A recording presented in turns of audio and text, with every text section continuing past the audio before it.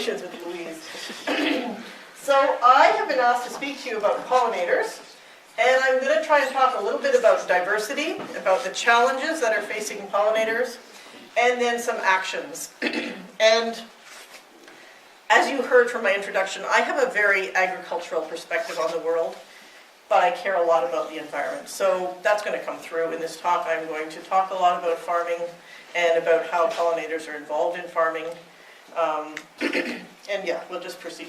So this slide at the beginning, I've tried to include all the things that people normally associate with pollinators. So there's bees, there's wasps, there's hummingbirds, there's ants, and there are butterflies.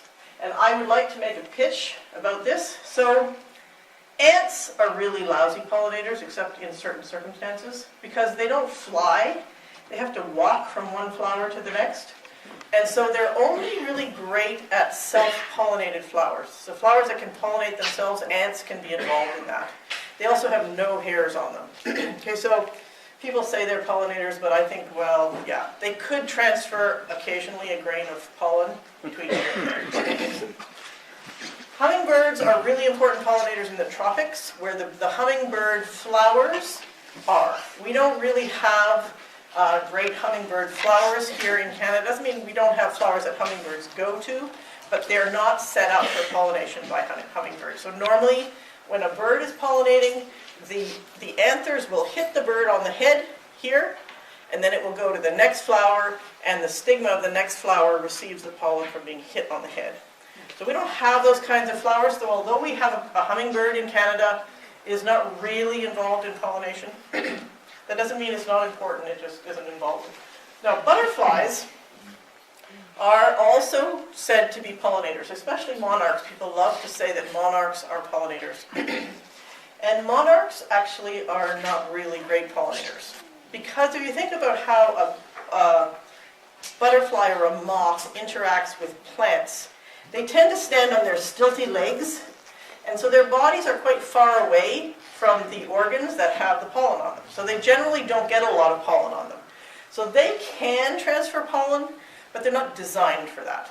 Okay, that doesn't mean they don't visit flowers. They do. They take nectar from flowers, but they're just not great pollinators. They're definitely not pollinators of milkweed. Okay, so there's this sort of strange idea that monarch butterflies are pollinators of milkweed. They aren't. What it is their larvae need to eat milkweed, but they are not at all involved in reproduction in milkweed. Okay, said my piece. Okay, so how does pollination occur? So pollination is really driven by hairy creatures that need nectar.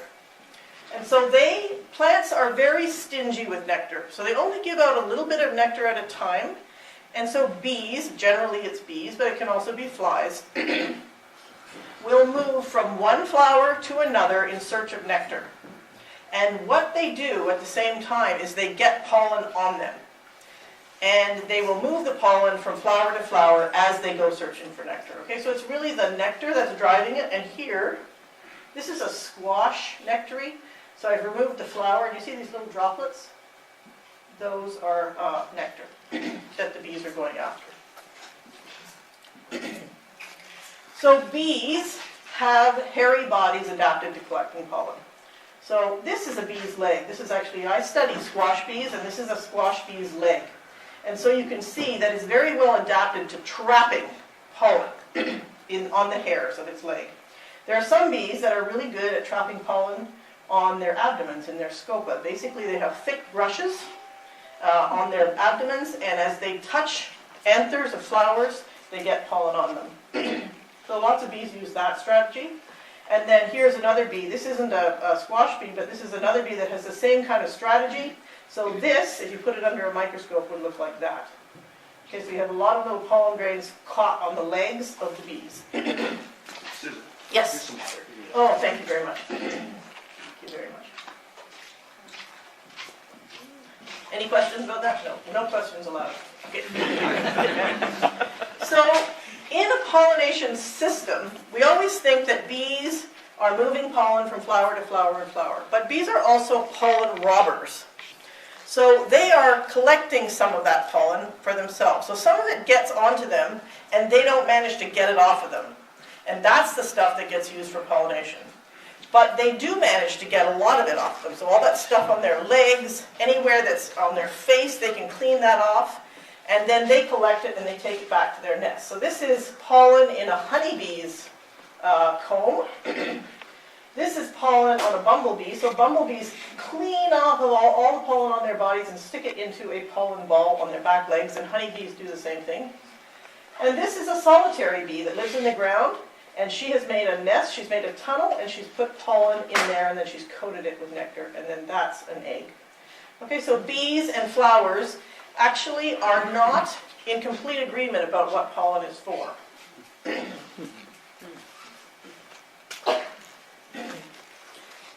So I am a bee person, so whenever I talk to you guys, I always talk to you about bees.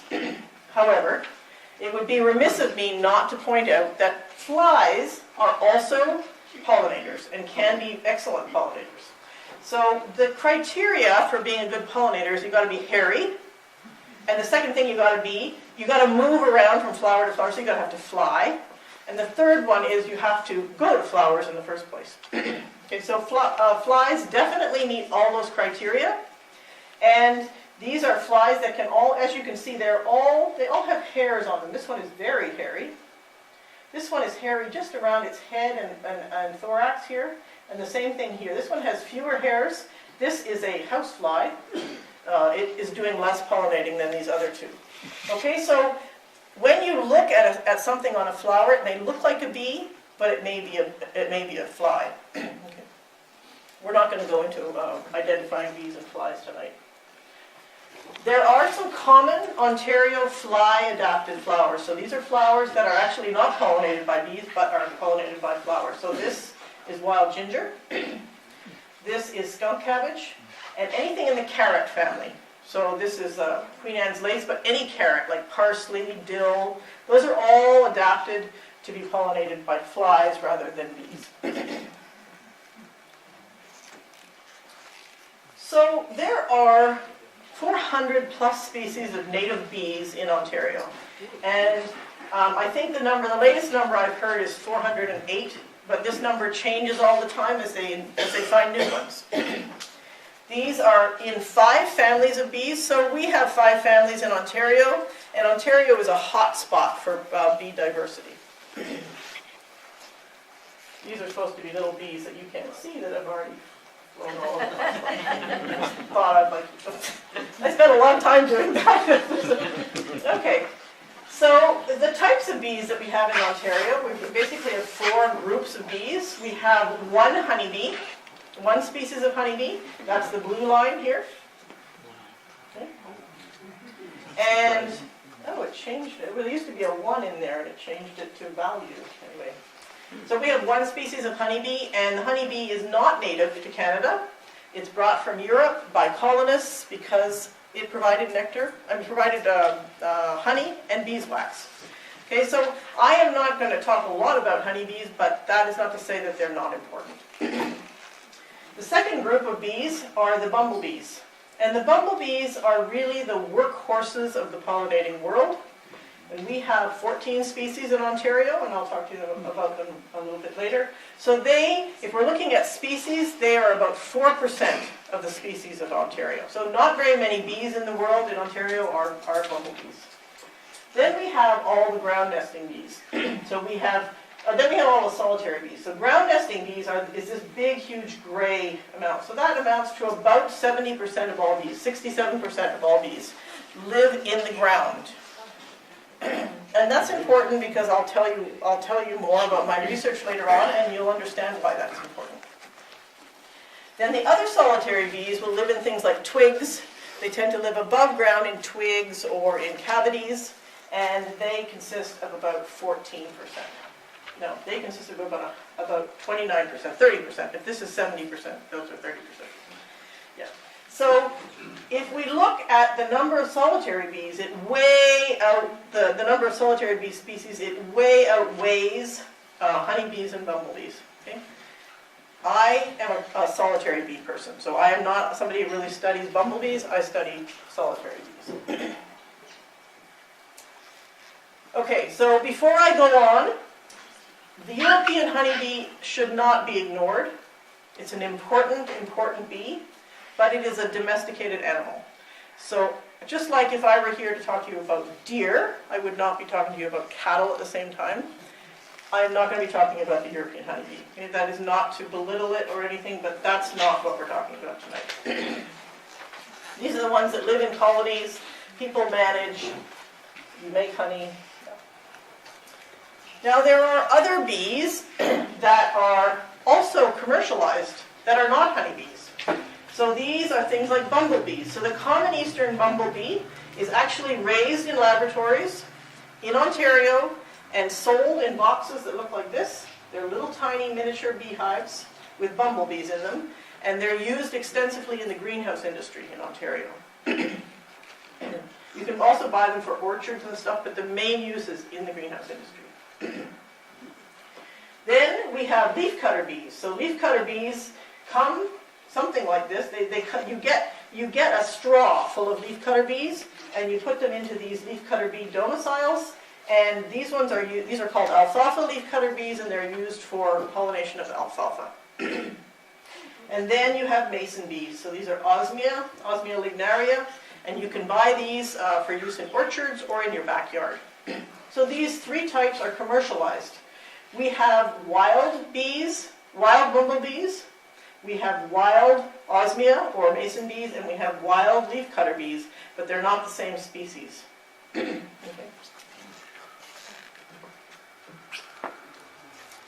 So bumblebees are the state of things for bumblebees is very, very concerning right now. Half of the species that we have in Ontario are in decline. So it doesn't mean that the total population is in decline. Some of them are doing really well, but about half of the species are in decline. And we actually have one species, the rusty patch bumblebee, that hasn't been seen in Ontario since 2009. So it is on the endangered species list, and I think there are 3 more bees that are being added to that list. Bumblebees are interesting. They live in colonies, so they're not solitary. And they are different from honeybees, because honeybees, if anybody's a beekeeper in here, you know that your honeybees stay alive all winter long. And the problem is sometimes they don't make it through the winter. So bumblebees have a different strategy. They don't try to get a whole colony through the winter. They take one individual through the winter, and that one individual is the queen. So right now, the queen of last year's the queen that was raised in last year's colony is in the ground hiding. She's overwintering, hibernating in the ground. In spring, about April, she'll emerge and she'll start foraging. And that's when you start to notice those great big, huge bumblebees. Those are all queens. And she will, on her own, by herself, working alone, she will start to create a nest. So she'll find a hole in the ground, or she'll find a place above ground, depending on the species, and she'll start to create these little cups and fill them with food. And when she's got enough food, she'll start laying eggs. And once the eggs hatch, then she'll have a generation of workers to help her. And the workers are much smaller.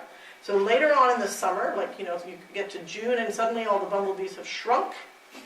That's because you're not seeing the queens anymore, you're seeing the workers. Okay, so that's what's happened. And the queen stays behind and does the reproduction, and the workers go out and do the foraging. And then come the end of the summer, at this point there are no males in the colony, they're just females. There are female workers and the queen.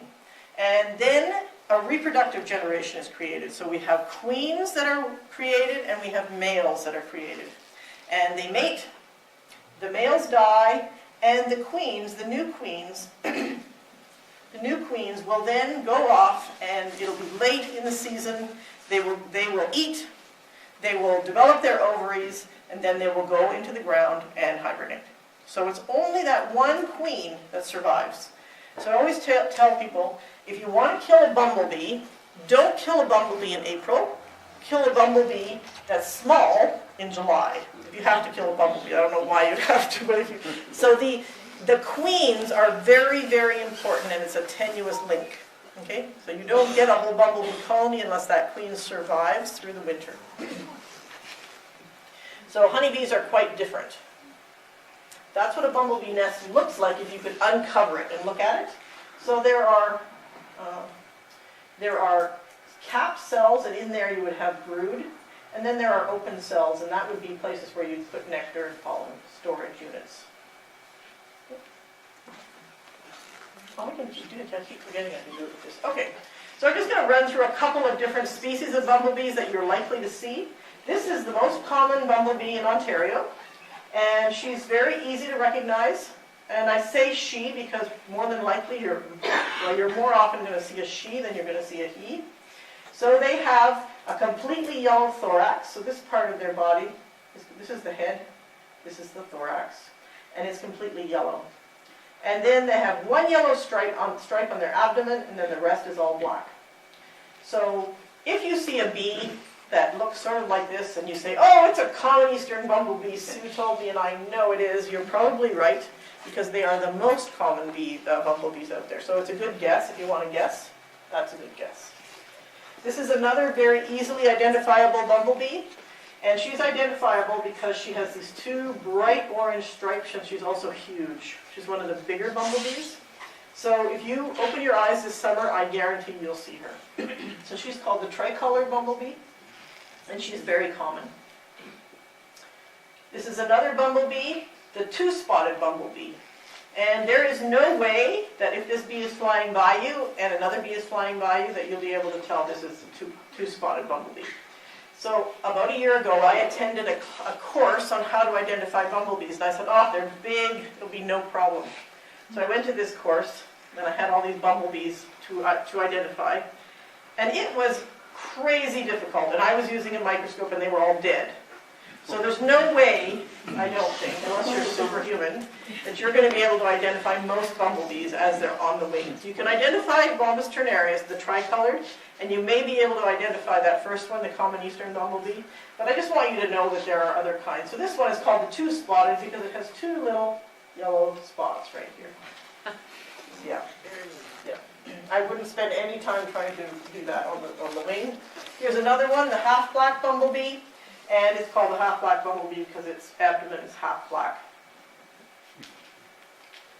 Okay, if you are really keen on bumblebees, and bumblebees are a good thing to be keen on because they're large and they're important, there is something called Bumblebee Watch. And if you go out and take pictures of bumblebees and you want somebody to help you identify them, go to this website. So they'll teach you about the bumblebee species, give you all the information you need to identify them.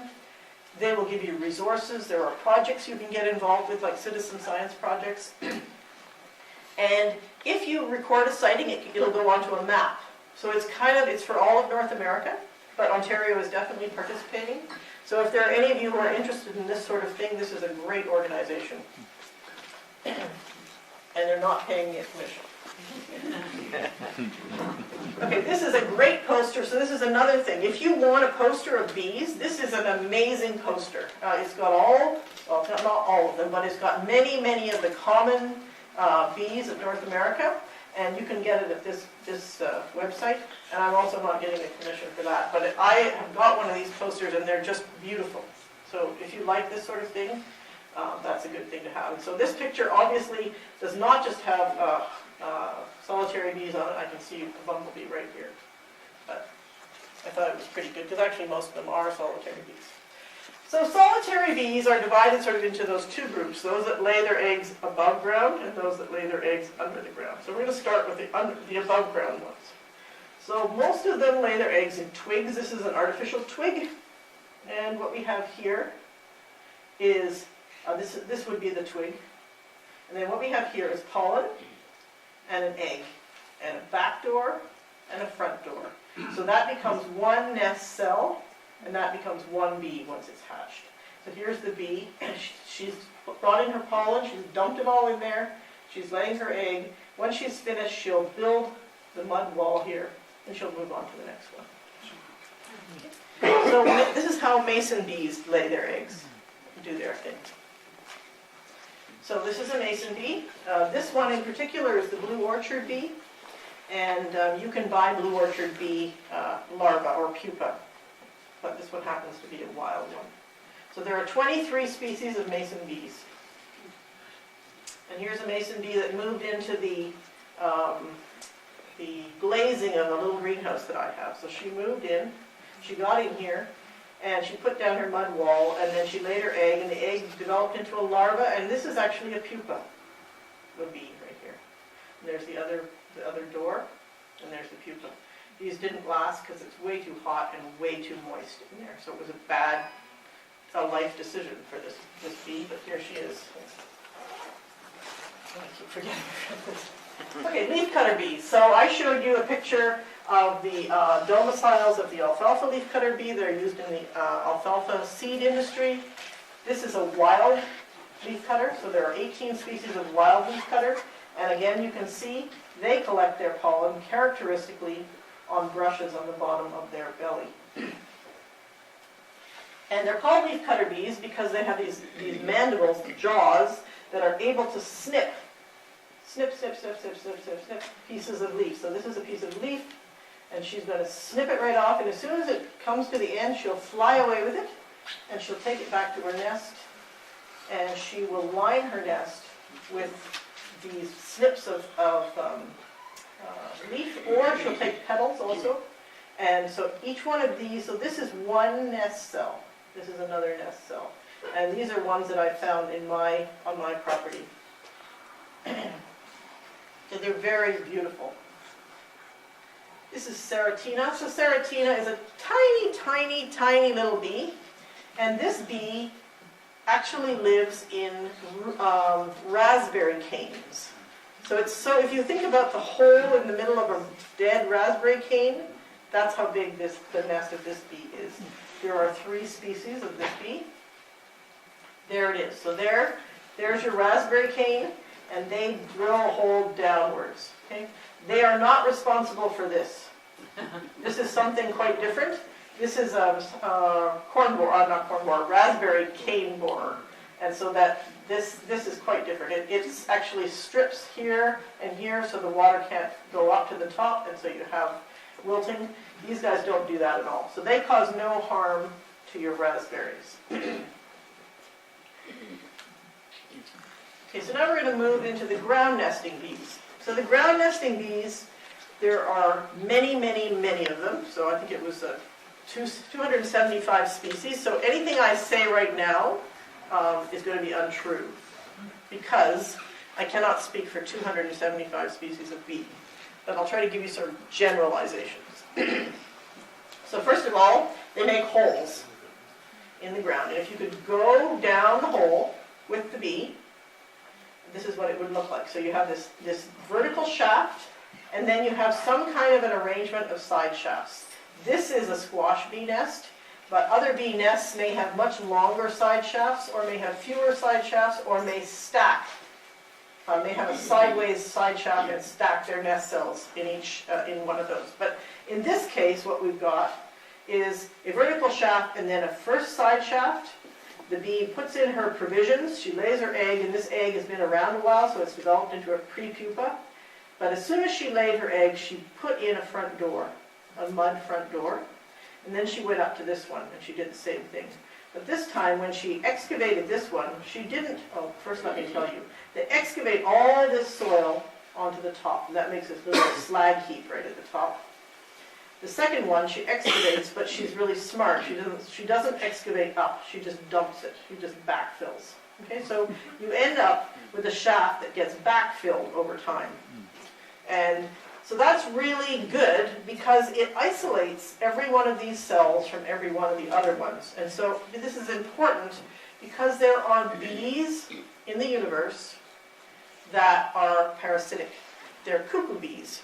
And what they do is they come in after she's done all of her work and she's laid down her egg and so forth. They can come in and stick their ovipositors through this mud wall and lay an egg in there.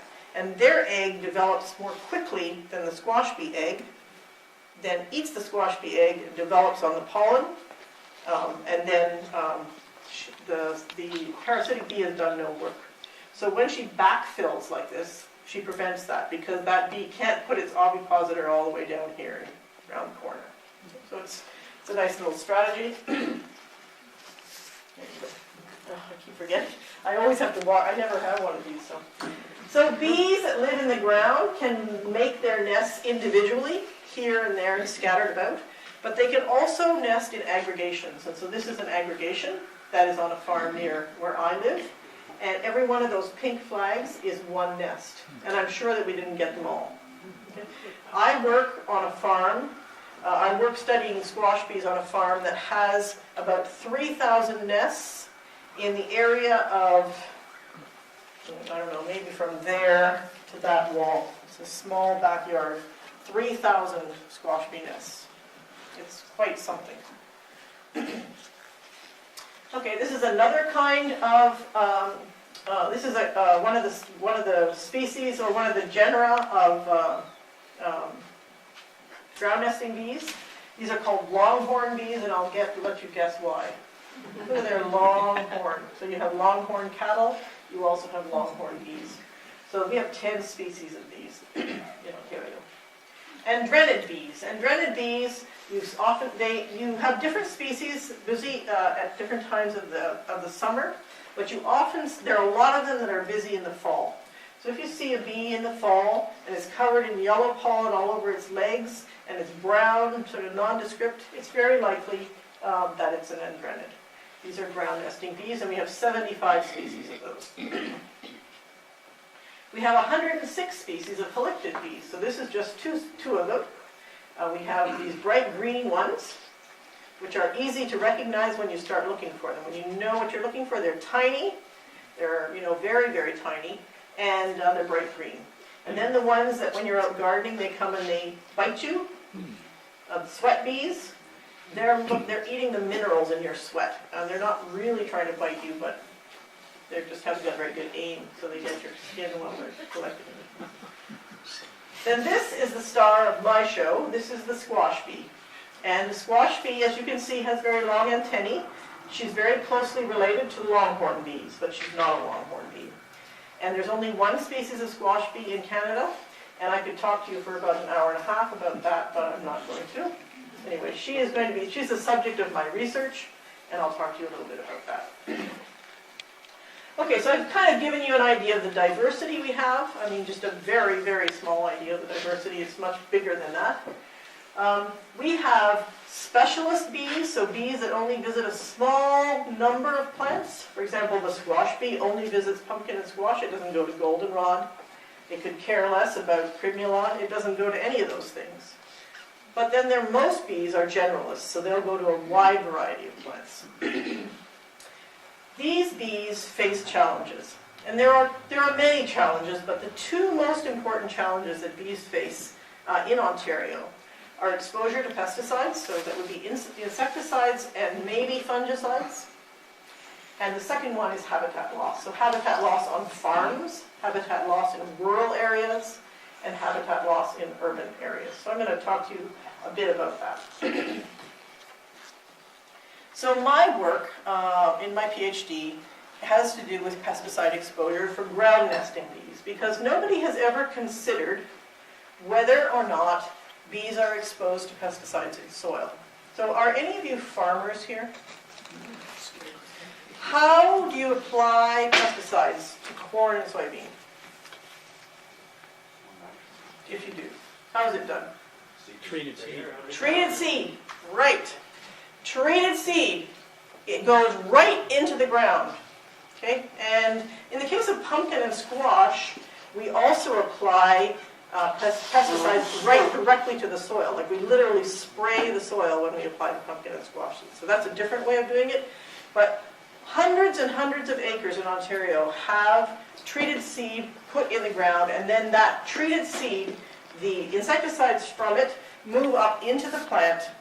That's the theory. But they also move off of the seed into the soil. Okay, so this is just a fact. It's a scientific, provable fact that about 80% of the insecticide on treated seed never goes into the plant. It stays in the soil. And I'll talk to you about that later. So I asked the question, because I knew a lot about this particular bee, I asked the question, if there is so much insecticide in soil, or maybe there isn't, I wanted to ask if there was, and then I wanted to know what would happen. If there is insecticide in soil, are ground nesting bees that dig tunnels with their bodies being exposed to this insecticide? And is it having any effect? That was my question.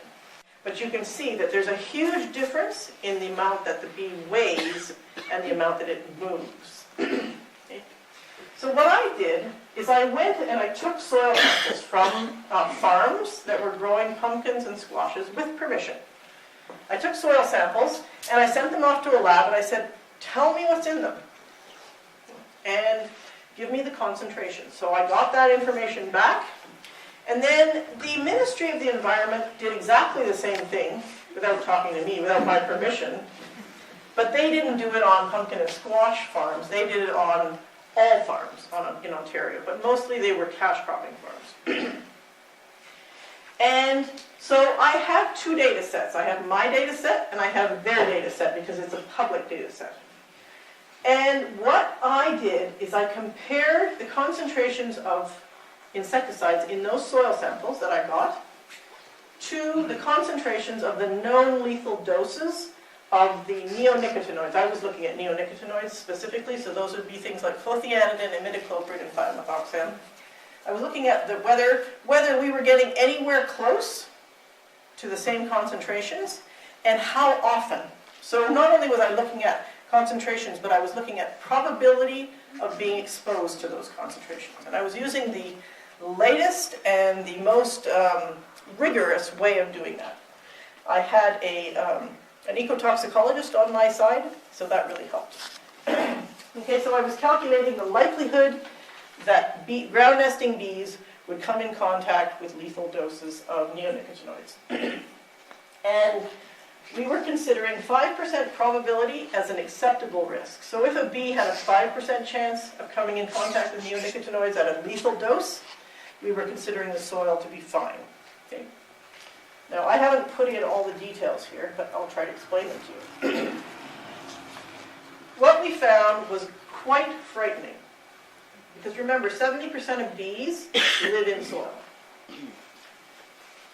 The exceedance of the lethal dose, which means that it was above 5% for both clothianidin and imidacloprid, there was an exceedance of the lethal dose, above 5% for both clothianidin and imidacloprid in cucurbit crop soils.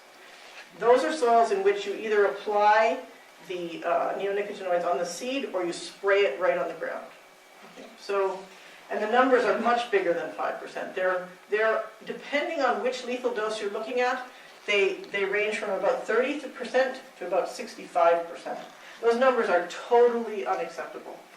In field crop soils, we have exceedance of clothianidin and thiamethoxam, and the numbers are higher.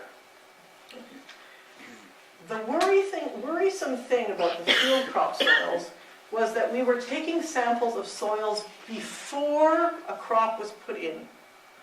So what it means is that what we were finding in the soils was the result of the year before.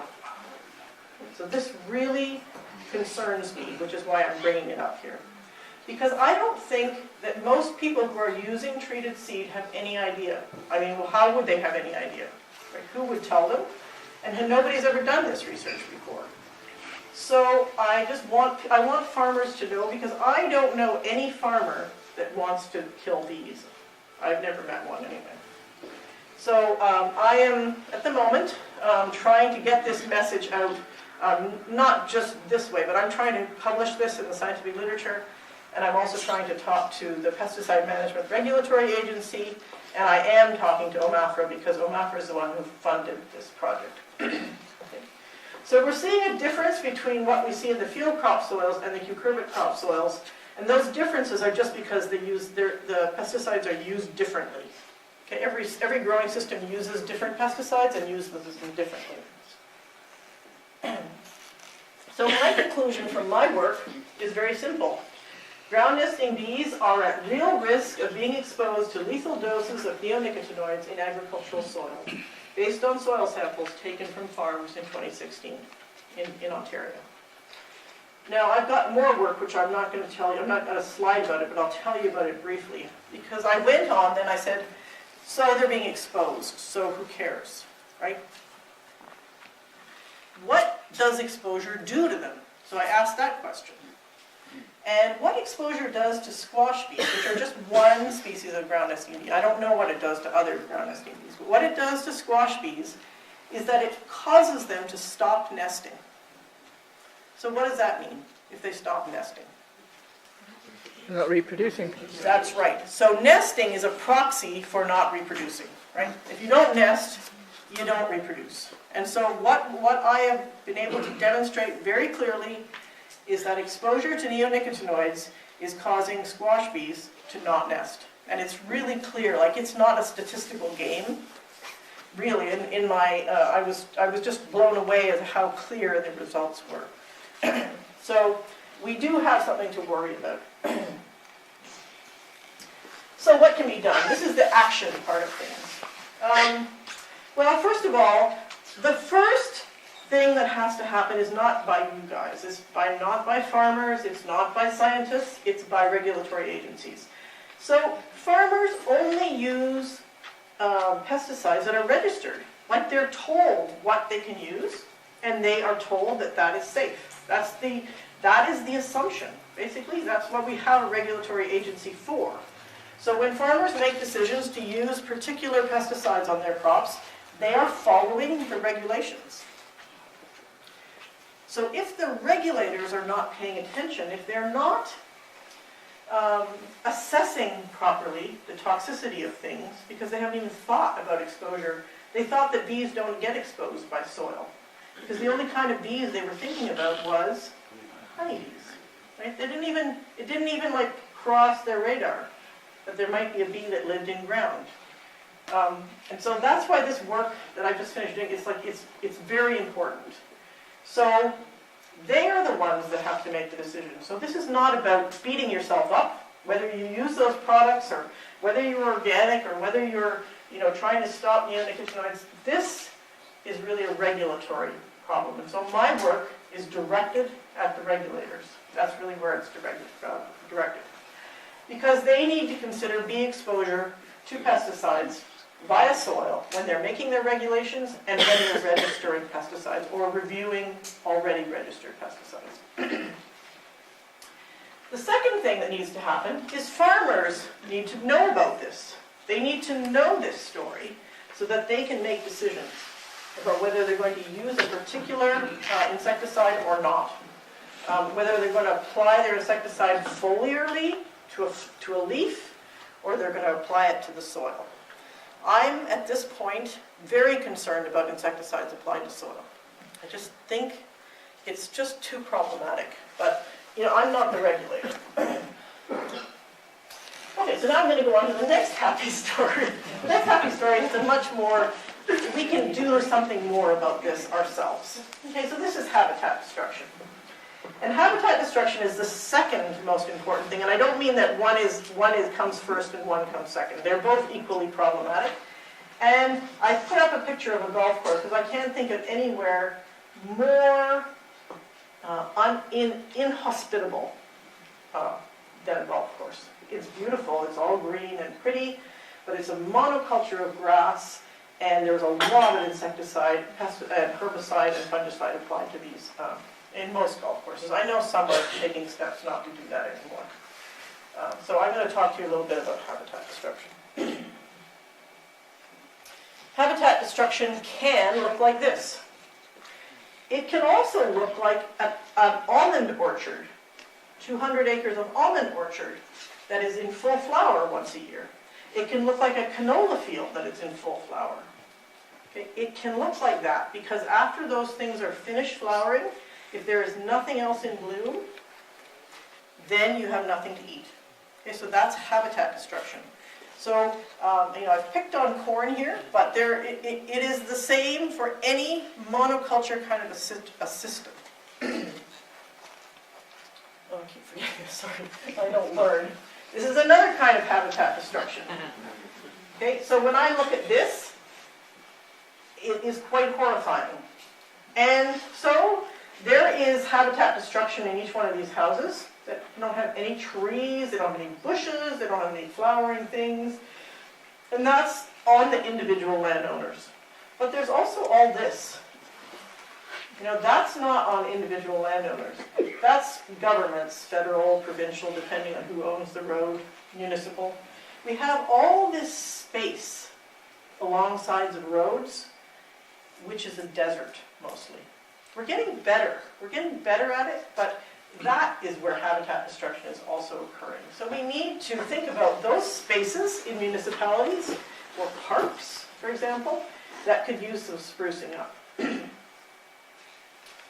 Another favorite thing that I like to rant about is when woodlands are destroyed and made into croplands. And I teach 2 courses at Trent, and in those courses I have students. And one of them came up to me after last class and he said, I work for a company that takes out 4,000 acres of bush every year and turns it into cropland in New Lisker. This is not around here, in New Lisker. That's what our plan is. We plan to do that for the next X number of years. That's the plan, to take out 4,000 acres. And I said, that's crazy. I said, down here, we're trying to figure out how, ways of putting forests and trees back in the ground, and up there it's being taken out by the thousands of acres. And it's not, anyway, I just get frantic when I hear these things. Okay, so this is definitely habitat destruction for bees. Bees don't really thrive on the interior of woodlands, but they thrive on the edges of woodlands. So that's the, ugly. What can be done? So the first thing we need to do, I always say, the easiest thing to do is to stop doing the wrong thing. So stop habitat destruction. So where there is a possibility to maintain habitat, and this should be done at the municipal level, at the personal level, at the farming level, at all these levels, where you can avoid destroying habitat, you should. Second, restore diversity and connectivity. So just like deer need a connected environment, bees also need a connected environment. So they need to be able to go from place to place to place, because if the flower they're eating now is no longer flowering, they need to be able to move on to somewhere else. Okay, and they can fly, but not all bees can fly far. So some bees can fly about 100 meters. So, yeah. I won't say any more. Some can fly kilometers, but some can fly 100 meters. Okay, so we need to improve the diversity, and I'm going to talk to you a little bit about more about this. We need to protect nesting areas. Okay, so we need to find places. We need to, first of all, find nesting areas. They're very difficult to find, the ground nesting ones. If you find them, you need to protect them. Okay. Third thing, we need to improve our knowledge. So I need to study and do research. You need to go onto Google and read. You need to read books. I need to read books. And we all need to talk to each other. First of all, I never would do research about farming if I didn't know anything about farming, because I would come up with stupid solutions because I didn't understand anything about the business of farming. If I understand something about the business of farming, I might have a hope of coming up with a solution for farming.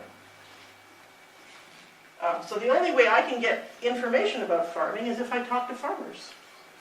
So this is what I do. I try very hard. Okay, the other thing we need to do is reduce monocultures. And this is directly talking to farmers, but also there's a way of reducing monocultures in our own backyards. Okay, so I'm just going to run through a whole bunch of things. Okay, so this is how to not destroy habitat. If you've got one of these on your farmland or on your land, keep it. If you've got forests, all of these flowers come from trees in deciduous forests. And they're really, really important for bees in the springtime. Especially my favorite, which are the pussy willows. Okay? Keep them. Don't get rid of them. If you've got a horrible looking fence line like this, which is on a farm near Janetville, change your thinking about it. That's not a horrible looking fence line. That's an amazing natural space where bumblebees can nest, where bees can find overwintering sites, and so forth and so forth. Okay, this is in Peterborough County. A ditch was dug, and this place looked terrible. One season later, this is what came up. Leave it alone. Don't go in there and put it. I don't know what you put in, but don't. Just leave it. if you've got forested land, these are all wonderful wildflowers that appear around and in natural lands. This is my friend Bob, and Bob had to dig a pond to drain a field.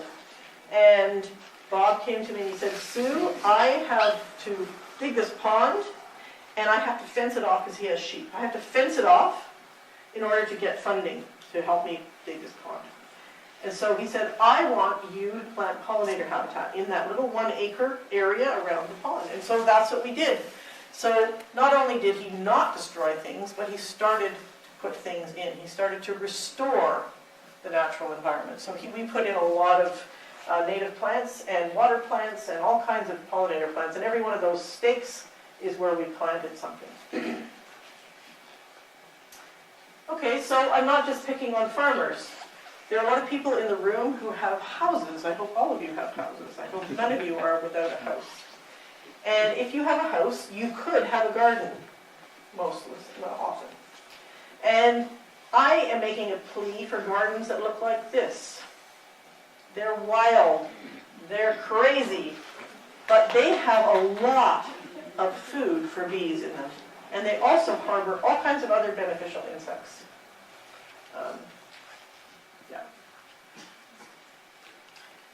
If you have a property, urban property, and you have trees on it, look for, if you want to plant a tree that will bloom. So this is a honey locust. When this tree is in bloom, it just hums with bees. It's one of my favorites. This is my property. Okay, one of the suggestions I could make is plant things in the Boraginaceae family. My God, if you plant these, you will have bees all over them.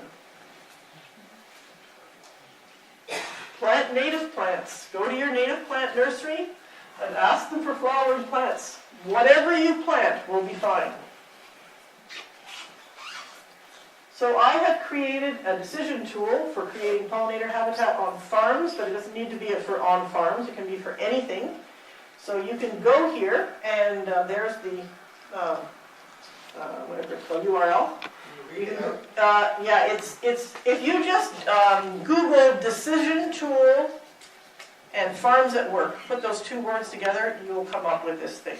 Okay, decision tool, farms at work. If you've got a phone, you can take a picture. And this is it's a nice little thing that allows you to go in and choose plants and make lists of plants depending on what you're looking for. So it's, yeah, I'm proud of it. It's a project that I did last year.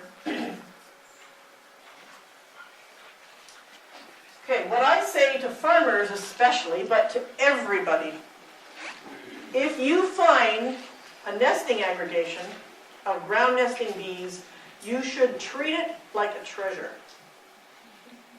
You should put up flags and remind yourself where it is, and you should not cultivate it if you can get away with it. Now, I am a very pragmatic person. I know, for example, this is the middle of a field, right? Not cultivating here is a real pain in the neck.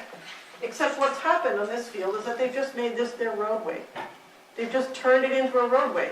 Bees love compacted soil.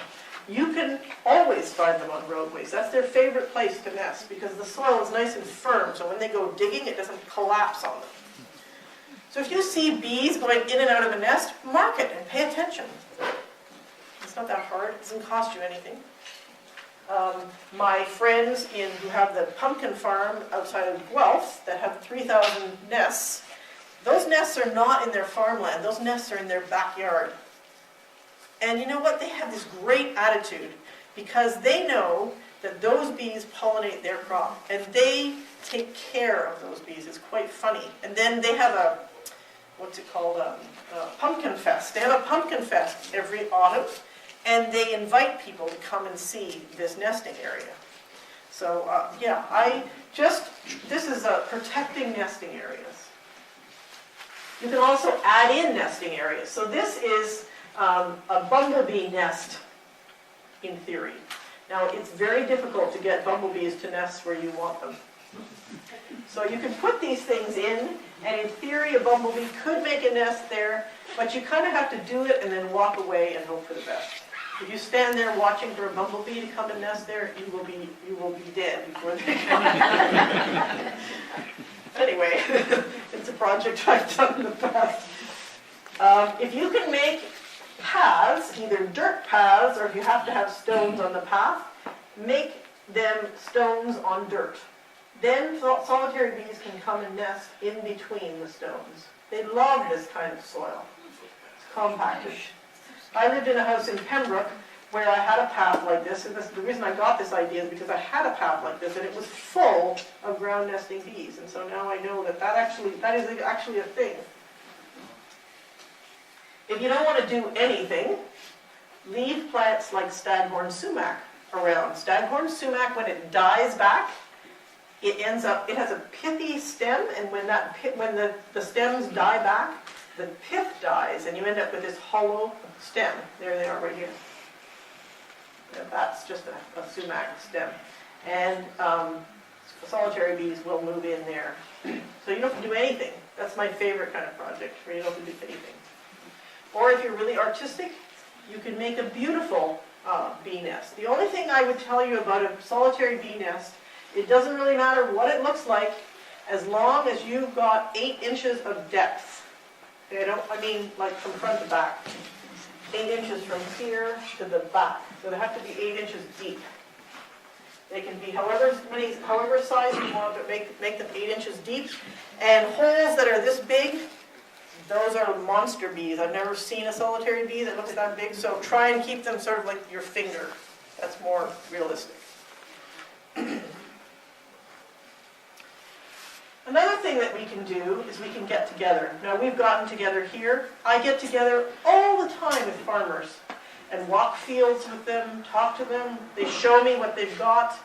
It's one of the favorite parts of my job. This is a group of farmers who invited me onto the farm, and I did a project on their farm. This is near Janetville. We can learn things. So I learn things from farmers. This is something I learned from somebody actually in Hastings. He called me up and he said, "Sue, you have to come down to my farm. I want to show you something." And I went, "Oh God, really? What?" And he said, "I'm not telling you, you have to come." I didn't know him from a hole in the wall. So I said, "Okay, I'll go. You're making the effort to call me, I'll go." So I went down to his farm, and he had this grove of black locust, and it was buzzing with honeybees. And anybody who's got a black locust knows what I'm talking about. Not honeybees, bumblebees. So I said, "Oh, that's really nice, that's really nice." He said, "Oh no, you can't go yet. You have to stay here until sundown." And then I started to get kind of like, "Oh, I have to stay here. Whoa, what's going on?" I was a little bit nervous. But anyway, I thought, okay, I can do this. So I stayed there until sundown. At sundown, all the bees left the flowers and went in to the cracks here in the bark of the same trees, of the black locust trees. And that's not because they're making a nest there. That's not a bee nest. They were it was like moving into a motel, close to the food source. So they were just spending the night there on the bark so that they could get up early in the morning and get back to the black locust. And there were hundreds and hundreds and hundreds of bees. So what he was trying to show me is, look what a great thing I've done. I've got these trees, I protect them, and this is what happens. And so I learned something that day. I learned that the world is kind of magical.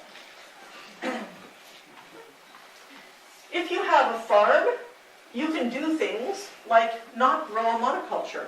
So this is an example. This is not here, but it's just an example. This is an example of a farm that grows lettuces and then has intercroppings of alyssum. So alyssum is a flowering plant that attracts little wasps. Now in this case it's not a pollinator, it's a beneficial insect, but the same thing can be held true.